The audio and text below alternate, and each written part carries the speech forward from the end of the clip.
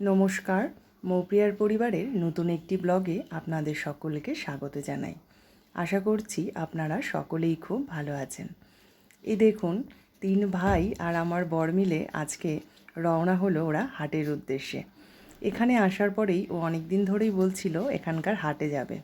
তো আমাদের বাড়ির পাশে তো সেরকম কোনো হাট নেই, তো আমাদের বাড়ির থেকে প্রায় অনেকটাই দূর, মানে সাইকেলে করে ওদের নাকি যেতে 45 মিনিট থেকে 1 ঘন্টার মতো সময় লেগেছিল। তো সেই হাটে ওরা যাচ্ছে এখন। মনে হয় খুব আনন্দ করতে করতেই যাচ্ছে। আমি যাইনি তাই আমি বলতে পারবো না, কিন্তু দেখে তো তাই মনে হচ্ছে। সপ্তাহের একদিন করে, মানে মঙ্গলবার করে এই হাট বসে। অনেক বড় হাট, একদম টাটকা টাটকা সবজি কিন্তু এখানে পাওয়া যায়। আমি এই হাটে খুব বেশি একটা যাইনি, ওই একবার দুবারই গেছিলাম। কিন্তু প্রত্যেক বছর চৈত্র মাসে মধুকৃষ্ণ ত্রয়োদশীতে এখানে আবার মেলা বসে। আর হাটের পাশ দিয়েই বয়ে গেছে করলা নদী। এই নদীতেই বহু মানুষ আসেন বারণী স্নান করতে। নদীর উত্তরবাহী স্রোতে স্নান করে সকলেই পুণ্য লাভ করেন। আবার অনেকেই মনে করেন যে নদীর উত্তরবাহী স্রোতে স্নান করলে গঙ্গা স্নানের পুণ্য লাভ হয়। আর এই বারণী স্নানকে কেন্দ্র করেই কিন্তু এখানে বিশেষত মেলাটা বসে। এই মেলাতে কিন্তু আমরা প্রতি বছর যেতাম।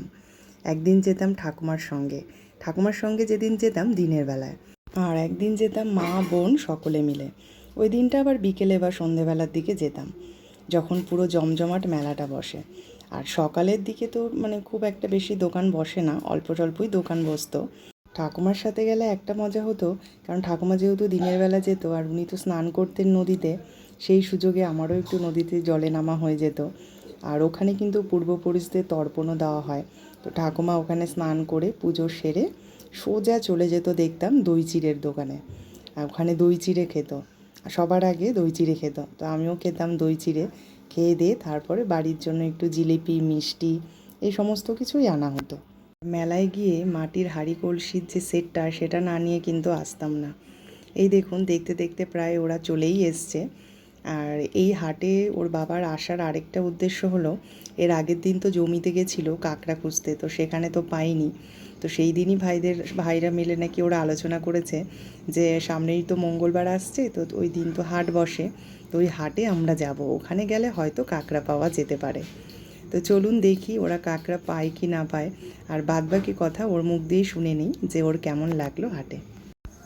হাটে ঢুকে প্রথমেই দেখতে পেলাম আনারস মাখা। আমি কলকাতায় অনেক ধরনেরই আনারস মাখা খেয়েছি, কিন্তু এ যেন এক নতুন আনারস মাখা খেলাম। কী দিয়ে না, আনারসটাকে কেটে সবার প্রথমে যেটা দিল সেটা হলো পাঁচমিশালি আচার। আমি কোনোদিনই পাঁচমিশালি আচার দিয়ে আনারস মাখা খাইনি, তাই একটু ইন্টারেস্টিং লাগলো, ভাবলাম খেয়ে দেখি কেমন লাগে। এই যে ডাব্বা দিয়ে দিচ্ছে, এটা মানে আনারস যে মানে মেখেছে, আচারটা যে দিয়েছে কিন্তু পিওর কিন্তু পাঁচমিশালি আচার। মানে আমাদের এখানে অনেকেই দেখেছি পাঁচমিশালি আচার দিয়ে অনেক কিছুই মাখে, কিন্তু তাতে সেই আচারের ইয়েটা আমি পাই না। কিন্তু এখানে যে আনারসটা মেখেছে পিওর মানে পাঁচমিশালি আচার দিয়ে, মানে ভিডিওতে ভয়েস দিতে দিতেও জিভে জল চলে আসছে। আর খেতেও হয়েছিল খুবই সুন্দর। তাই দাদাটাকে বললাম যে তোমরা কি এরকম আনারস মাখো পাঁচমিশালি আচার দিই? বলছে হ্যাঁ, পাঁচমিশালি আচার দিয়েও মাখি। আর কেউ যদি বলে এসব খাবো না, শুধু নুন দিয়ে খাবো, তাহলে সে শুধু নুন দিয়ে খায়। যাই হোক, আনারস মাখাটা খেয়ে খুব ভালোই লাগলো। এরপরে আনারস মাখাটা খেয়ে আমরা এবার যাব হাটের ভেতর দিকে। আমাদের কলকাতায় কোনো দিনই আমি এত বড় হাট দেখিনি। হ্যাঁ, হাট আছে, ছোটোখাটো হাট গেছি আমি, কিন্তু এত বড় বড় হাট কখনোই দেখিনি। আর আমাদের মেন আজকে হাটে আসার উদ্দেশ্য হলোই কাঁকড়া। কালকে অনেক চেষ্টা করেও ভাইয়েরা কাঁকড়া তো খুঁজে পেল না ডোবাগুলোতে। তা ওরাই বলছে যে আগে প্রচুর পরিমাণে কাঁকড়া পাওয়া যেত, তবে এখন ডোবাগুলো অনেক বন্ধ হয়ে গেছে, তো যেখানে মানে লোকজন কিনে নিয়েছে বাড়ি করার জন্য, তাই এখন কাঁকড়া নাকি অতটা দেখা যায় না।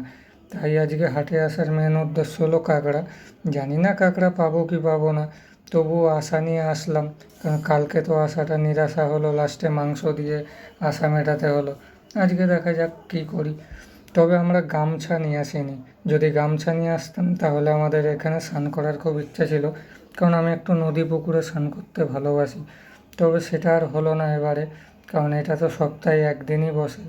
তো এরপরে যদি কখনো আবার আসি এদিকে, তখন চেষ্টা করব যদি নদীতে একবার স্নান করা যায়।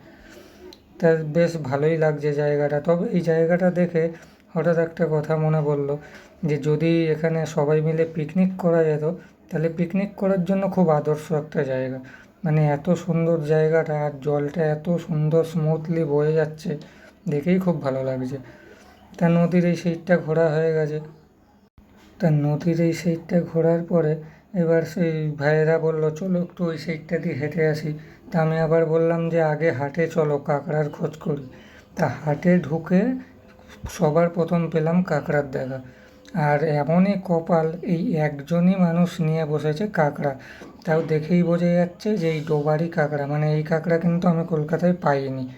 তা সবার প্রথমে এই কাঁকড়াই আমরা নিয়ে নিলাম। তবে আমরা নেওয়ার সাথে সাথে 3-4 জন আরও ঘিরে ধরলো, যে দাদা আর হবে কি না, আর হবে কি না। তা আর তো নেই, যে কটা ছিল আমরা সবই নিয়ে নিলাম। তা তখন আবার ওনারা বলছে ভাই তোমরা কিছু কম নিলে আমরা একটু নিতে পারি।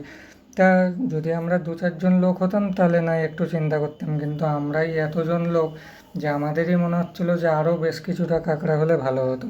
তাই ওনাদের আর নেওয়া হলো না, যা ছিল আমরাই নিয়ে নিলাম। এবার ঢুকলাম সবজি মার্কেটে। সবজি মার্কেটে ঢুকে আমি একটু অবাক হলাম যে যারা জিনিসগুলো নিয়ে বসেছে, তারা এক একটা জিনিস এতটাই পরিমাণে নিয়ে বসেছে যে আমাদের কলকাতার হাটে কারোর কাছে আমি এতটা পরিমাণে জিনিস দেখি। মানে যেটাই হোক না কেন, সে লঙ্কা হোক চাই আদা রসুন হোক, মানে পরিমাণটা এতটাই বেশি, দেখেই বোঝা যাচ্ছে যে সদ্য মনে হয় জমি থেকে তোলা। আর এতটা টাটকা, ফোনের ক্যামেরায় কতটা ক্যাপচার করতে পেরেছি আমি জানি না। তবে এতটা টাটকা সবজি, মানে আমরা তো কলকাতায় মানে খুব কমই পাই এতটা টাটকা সবজি। পাই না যে বলবো না, যদি মানে সেরকম হাটে ঠাটেতে যাওয়া যায় তবে তবেই পাওয়া যায়। তবে এইখানে এই যে বেগুনগুলো দেখছেন, এই বেগুন কিন্তু আমাদের কলকাতায় কোথাও পাবেন না। এগুলোকে নাকি চিলি ব্রিঞ্জাল বলে। জানি না এগুলো কলকাতায় আপনারা কখনো দেখেছেন কি না, যদি দেখে থাকেন তাহলে কমেন্টে অবশ্যই জানাবেন। আর কোথায় পাওয়া যায় সেটাও আমাকে জানাবেন, কারণ আমি কলকাতায় কখনো এই বেগুন দেখিনি। আর এই হলো কাঁকরোল, এতটা সবুজ আর এতটা সতেজ আর এত কচি, মানে যদি আপনি হাতে না ধরেন আপনি কখনোই এটা বুঝতেই পারবেন না যে এটা কতটা কচি। এত ভালো লাগছে দেখে। আর এইগুলোকে তো আমরা কলকাতায় গাঠি কচু বলি। খুবই ভালো হয় খেতে। তবে এখানের জিনিসগুলো দেখে সত্যিই আমি একটু অবাকই হচ্ছি।